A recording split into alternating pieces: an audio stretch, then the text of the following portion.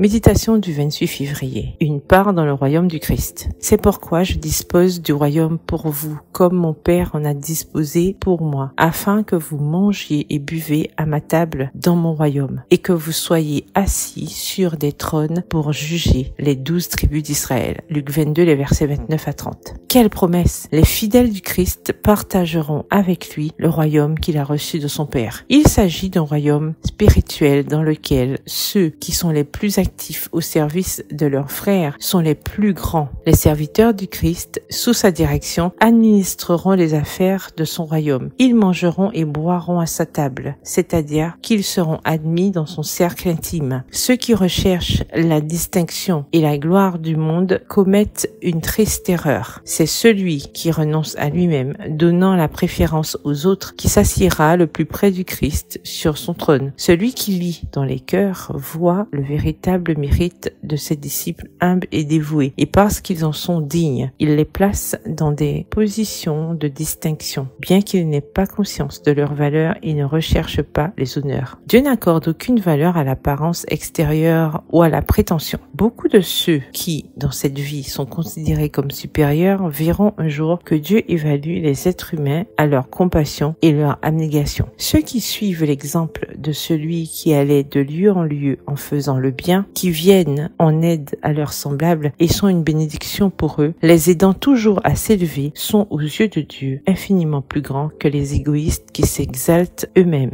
Extrait du magazine The Review and Herald du 4 juillet 1907. Dieu n'accueille pas les hommes en fonction de leurs capacités, mais parce qu'ils recherchent sa face et réclament son appui. Dieu ne voit pas comme voient les hommes. Il ne juge pas selon les apparences. Il cherche à atteindre le cœur et juge avec droiture. Il accueille ses humbles disciples et il communique avec eux parce qu'en eux, il discerne le matériau le plus précieux, celui qui résistera à la force de la tempête et des courants, à l'ardeur du soleil et à la contrainte. Notre objectif en travaillant pour le Maître devrait être de rechercher la gloire de son nom par la conversion des pécheurs. Extrait du livre Vous recevrez une puissance, la lecture du 19 juillet à la page 209. Réjouissons-nous de ce que le Seigneur ne mesure pas les ouvriers de sa vigne à leur savoir ou à leur éducation. L'arbre est jugé à ses fruits. Le Seigneur coopérera avec ceux qui coopèrent avec lui. Extrait du livre The Review and Herald du 4 juillet 1907. Bonne soirée et que l'Éternel vous bénisse.